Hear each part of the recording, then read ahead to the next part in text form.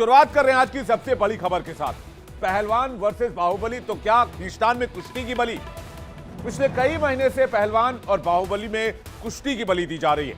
ये सवाल उठाए जा रहे हैं। कुश्ती संघ के पूर्व अध्यक्ष बृजभूषण सिंह पर यौन शोषण का आरोप लगने के बाद भारत के युवा रेसलर का भविष्य अधर में लटकता नजर आया। इस खबर के दो पहलू हैं। एक तो नए खिलाड़ियों के भविष्य को ताक पर रख दिया गया, किसी ने युवा रेसलर्स की चिंता नहीं की। दूसरा यह कि कुश्ती के रिंग से निकलकर यह मामला राजनीतिक नफा नुकसान का टूल बन गया। दोनों पहलुओं पर डिटेल से बात करते हैं, लेकिन इन दोनों पहलुओं पर आज केंद्र सरकार ने विराम लगा दिया। पहलवानों के साथ कुश्ती संघ की इस लड़ाई के जरिए विपक्ष सियासी रोटी सेकने की कोशिश में लगा हुआ था, लेकिन केंद्र सरकार ने इस दंगल में ऐसा धोबी पछाड़ मारा कि एक बार में सारे चित हो गए। सबसे पहले आपको पहलवान और बाहुबली के इस जंग में आज क्या हुआ यह बताते हैं और इसे देखते हैं अपडेट क्या है। दंगल में सरकार ने आज धोबी पछाड़ मार दिया है। कुश्ती संघ में बृजभूषण सिंह का दबदबा खत्म कर दिया। कुश्ती संघ की नई बॉडी को सस्पेंड कर दिया। नए अध्यक्ष संजय सिंह की मान्यता रद्द कर दी। संजय सिंह के लिए गए सभी फैसलों को निरस्त कर दिया गया। कुश्ती संघ की सभी गतिविधियों पर रोक लगा दी गई। खेल मंत्रालय ने आईओए यानी भारतीय ओलंपिक संघ को खत लिखा है। आईओए को 48 घंटे में एडहॉक कमेटी बनाने का निर्देश दिया है। एडहॉक कमेटी कुश्ती संघ के रुके हुए कामकाज को देखेगी और दोबारा सारे कामों को रिज्यूम करेगी।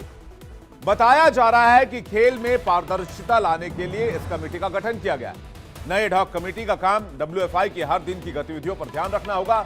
इसके बाद वो अपनी रिपोर्ट तैयार कर आईओए को सौंपेगी। आपको बता दें कि एडहॉक कमेटी का मतलब है किसी खास मुद्दे को सुलझाने के लिए बनाई गई एक अस्थायी कमेटी। मोदी सरकार के इस फैसले से साफ हो गया है कि अब कुश्ती संघ में कोई गलत दांव नहीं चल पाएगा। कुश्ती संघ का कोई राजनीतिक इस्तेमाल नहीं कर पाएगा, कोई धोबिया पाट नहीं मार पाएगा। साक्षी बजरंग जैसे पहलवान भी अब कुश्ती छोड़ने या फिर मेडल लौटाने की बात नहीं करेंगे। और सबसे बड़ी बात, इसको लेकर जो सियासत की जा रही थी, नफा नुकसान देखा जा रहा था, तो वो सारी चीजें भी आज रुक गई, उस पर भी विराम लग गया। सरकार के इस फैसले पर साक्षी मलिक ने क्या कुछ कहा है, आपको सुनवाते हैं। हमारी जो लड़ाई है वो सरकार से ना थी और ना आगे रहेगी। हमारी लड़ाई सिर्फ एक आदमी से थी। हमारी लड़ाई जो है महिलाओं के लिए थी, फेडरेशन में जो बेटियां हैं, जो नए रेसलर्स हैं, उनके लिए थी। और बस ये लड़ाई हम लड़ रहे हैं अपने तरीके से, जैसे भी है। मैं तो संन्यास का मैंने अनाउंस किया है। आज उन्होंने अपना बता भी दिया कि हमने कुश्ती से संन्यास ले लिया है। साक्षी मलिक ने भी कुश्ती से संन्यास ले लिया है। तो दोनों जो जिसके ऊपर आरोप लगा था, जिसने आरोप लगाया था, दोनों लोग संन्यास ले लिए। तो अब दोनों लोग शांति से नई फेडरेशन को चलने दें, बच्चों का भविष्य अच्छा होने दें, जिससे कुश्ती जो रुकी हुई है, कुश्ती की एक्टिविटी आगे बढ़े। बार बार कुछ नेशनल होना होता है, तब तक एक्टिविटी रोक दी जाती है। खेल मंत्रालय ने कुश्ती संघ को रद्द करते हुए कहा कि खेल में निष्पक्षता, पारदर्शिता और जवाबदेही तय करने के लिए नियमों का पालन करना बहुत जरूरी है। लेकिन कुश्ती संघ के नए अध्यक्ष ने नियमों को ताक पर रखकर फैसले किए। दरअसल संजय सिंह ने 21 दिसंबर को चीफ बनने के बाद अंडर 15 और अंडर 20 नेशनल रेसलिंग के ट्रायल नंदिनी नगर गोंडा में आयोजन करवाने की बात कही थी। हालांकि इसमें भाग लेने वाले पहलवानों को पूरी खबर दिए बिना और WFI के संविधान के प्रावधानों का पालन किए बगैर यह घोषणा जल्दबाजी में की गई। इसके अलावा संजय सिंह की अगुवाई में नई संस्था पर पूर्व पदाधिकारियों के नियंत्रण में काम करने के आरोप भी लग रहे थे। संजय सिंह पर आरोप है कि अध्यक्ष वो तो जरूर थे, लेकिन कंट्रोल बृजभूषण सिंह के हाथों में था। यानी कि कंट्रोल बृजभूषण सिंह कर रहे थे, संजय सिंह सिर्फ नाम के लिए थे। और बताया जा रहा है बृजभूषण सिंह ही कुश्ती संघ के सारे फैसले ले रहे थे, यानी बृजभूषण सिंह के इशारे पर ही सारा फैसला किया जा रहा था। यह आरोप है। अब कुश्ती महासंघ के निलंबन के बाद गोंडा में होने वाले अंडर 15 और अंडर 20 प्रतियोगिता पर संकट के बादल मंडरा रहे हैं। सवाल यह कि अगर यह टूर्नामेंट समय पर शुरू नहीं हुआ तो जो युवा पहलवान ओवर एज हो जाएंगे, यानी जो अंडर 15 है वो 16 के हो जाएंगे, और जो अंडर 20 और 21 के हो जाएंगे, फिर उनका क्या होगा? वैसे एक एडहॉक कमेटी बनी है, ऐसा होना नहीं चाहिए, लेकिन क्या किसी ने इस बारे में सोचा? फिलहाल कुश्ती संघ को सस्पेंड करने के बाद सबसे ज्यादा टेंशन में पूर्व अध्यक्ष बृजभूषण सिंह ही नजर आ रहे हैं, क्योंकि जैसे ही खेल मंत्रालय ने भारतीय कुश्ती संघ को सस्पेंड किया और संजय सिंह की मान्यता रद्द की, उसके तुरंत बाद बृजभूषण सिंह बीजेपी अध्यक्ष जेपी नड्डा से मिलने के लिए गए। काफी देर तक वो नड्डा के साथ मीटिंग करते रहे और आगे की मुद्दों पर बातचीत हुई। फिर मीडिया को आकर उन्होंने बताया कि वो पूर्व अध्यक्ष होने के नाते बैठक में गए थे और बच्चों का साल ना खराब हो जाए इसलिए टूर्नामेंट कराने का फैसला लिया गया था। मैंने कुश्ती से संन्यास ले लिया है। मेरा लोकसभा का चुनाव आ रहा है और भी मेरे पास बहुत काम है। कभी नहीं। मिल रही रिपोर्ट के मुताबिक बीजेपी सांसद बृजभूषण शरण सिंह WFI मामले को लेकर सोमवार को गृह मंत्री अमित शाह से भी मुलाकात करेंगे और आगे क्या करना है इस पर बातचीत हो सकती है। अब आपको बता देते हैं कि हाल ही में हुई कुश्ती संघ के चुनाव में संजय सिंह ने अनीता श्योरान को हराकर जीत हासिल की थी। 21 दिसंबर को आए नतीजे में संजय सिंह को 40 और अनीता को 7 वोट मिले थे। इसके बाद बृजभूषण शरण सिंह के दिल्ली आवास पर एक पोस्टर लगाया गया था। इसमें लिखा हुआ था, दबदबा है और दबदबा रहेगा। महाराष्ट्र, मध्य प्रदेश, राजस्थान, झारखंड, बिहार, हरियाणा, दिल्ली, सारे अखाड़ों पर ऐसे ही पटाखे दग रहे हैं। अब जिसको संदेश लेना हो वो संदेश ले। दबदबा था, दबदबा रहेगा।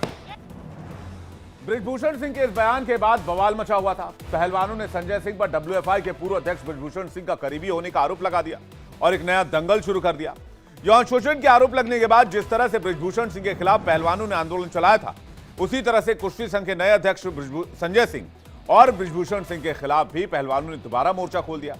महिला पहलवान साक्षी मलिक ने प्रेस कॉन्फ्रेंस के दौरान अपने जूते निकालकर मेज पर रख दिए और रेसलिंग से संन्यास का ऐलान कर दिया था। बृजभूषण जैसे आदमी जैसा ही रहता है, उसका बिल्कुल सहयोगी है, उसका बिजनेस पार्टनर है, वो अगर इस फेडरेशन में रहेगा तो मैं अपनी कुश्ती को त्यागती हूं और मैं आज के बाद कभी भी आपको वहां नहीं दिखूंगी। साक्षी मलिक के संन्यास लेने के अगले ही दिन एक और दिग्गज रेसलर बजरंग पूनिया ने भी प्रधानमंत्री आवास के पास कर्तव्य पथ पर एक नोट के साथ अपने पद्मश्री अवार्ड को रास्ते पर रख दिया। बजरंग पुनिया ने पहले पीएम मोदी को सोशल मीडिया के जरिए चिट्ठी लिखकर कहा कि वो अपना पद्मश्री लौटाने जा रहे हैं। इसके बाद बजरंग पुनिया अवार्ड लौटाने प्रधानमंत्री आवास पर चले गए, लेकिन अंदर जाने की परमिशन नहीं मिली तो अवार्ड को उन्होंने फुटपाथ पर ही रख दिया था। पहले भी बताया था, बहन बेटियों की लड़ाई लड़ रहे थे, जो सम्मान हमें देश ने दिया है उस सम्मान के साथ मुझे लगता है कि हम बेटियों को वो सम्मान नहीं दिला पाया, तो मुझे लगा कि मैं इस सम्मान का हकदार नहीं हूँ, इसलिए वापस करने आया था। इसके बाद साक्षी मलिक और बजरंग पुनिया की कांग्रेस नेता प्रियंका गांधी के साथ मीटिंग की तस्वीर सामने आई। इस दौरान इन लोगों के बीच काफी बातचीत भी हुई और प्रियंका गांधी की ओर से पहलवानों की लड़ाई में उन्हें हर तरह के समर्थन का आश्वासन दिया गया। इसके बाद इस बात के कयास लगाए जाने लगे कि क्या साक्षी मलिक की कांग्रेस में एंट्री होने वाली है, लेकिन मोदी सरकार ने कुश्ती संघ को सस्पेंड कर सारे विवादों को एक साथ खत्म कर दिया, सारी राजनीति पर एक साथ विराम लगा दिया। अब 21 दिसंबर को WFI के चुनाव के बाद बृजभूषण सिंह ने कहा कि दबदबा है और रहेगा, तो 21 दिसंबर को ही रेसलर साक्षी मलिक ने कुश्ती छोड़ने का ऐलान कर दिया। 22 दिसंबर को रेसलर बजरंग पूनिया ने पद्मश्री लौटा दिया। 23 दिसंबर को पैरा पहलवान वीरेंद्र सिंह ने भी अपना पद्मश्री पुरस्कार लौटाने का ऐलान कर दिया। 24 दिसंबर को खेल मंत्रालय ने कुश्ती संघ की नई बॉडी को ही सस्पेंड कर दिया और इस पर चले आ रहे 1 साल से विवाद और लंबी राजनीति को एक साथ खत्म कर दिया। पहलवानों और बाहुबली का यह दंगल इसी साल जनवरी में शुरू हुआ था, जब 18 जनवरी को विनेश फोगाट, बजरंग पूनिया समेत करीब 30 पहलवानों ने तत्कालीन भारतीय कुश्ती संघ के अध्यक्ष बृजभूषण सिंह के खिलाफ यौन शोषण का आरोप लगाते हुए आंदोलन शुरू किया। महिला पहलवानों के आरोपों के बाद खेल मंत्रालय ने रेसलिंग फेडरेशन ऑफ इंडिया के अधिकारियों को सस्पेंड कर दिया। वहीं इस विवाद के बाद भारतीय कुश्ती महासंघ की सदस्यता भी रद्द हो गई, लेकिन बृजभूषण के करीबी संजय सिंह के अध्यक्ष बनते ही विवाद एक बार फिर से शुरू हुआ, जिसे लेकर खेल मंत्रालय को कुश्ती संघ को ही सस्पेंड करना पड़ा और माना जा रहा है कि मोदी सरकार के इस धोबी पछाड़ से विपक्ष की पहलवानों के बहाने 2024 के एक मुद्दे को जिस तरह से उठाया जा रहा था, वो रणनीति धरी की धरी रह गई है। अब चूंकि मामला पहलवानों से जुड़ा हुआ है, देश के युवाओं से जुड़ा हुआ है, तो हमने सोचा कि यह सवाल जो है वो लोगों से पूछा जाए। तो हमने पूछा, सबसे पहले सोशल मीडिया पर क्या कुश्ती विवाद ने नए पहलवानों के करियर को खतरे में डाला है? क्या इस विवाद से नए पहलवानों के लिए संकट की स्थिति उत्पन्न हुई है? और ये जो रिजल्ट आया है वो चौंकाता है। 86% लोग कह रहे हैं कि अभी तक के पोल के हिसाब से 86% लोग कह रहे हैं कि नए पहलवानों के बारे में किसी ने नहीं सोचा। सबने अपनी राजनीति देखी, सबने अपना नफा नुकसान देखा। इसी तरह से यूट्यूब पे भी हमने यही पूछा, #इंडिया बोल रहा है के साथ, इसमें भी 85% लोग यही कह रहे हैं कि नए पहलवानों की परवाह किसी ने नहीं की, नए खिलाड़ियों की परवाह किसी ने नहीं की। हमने सोशल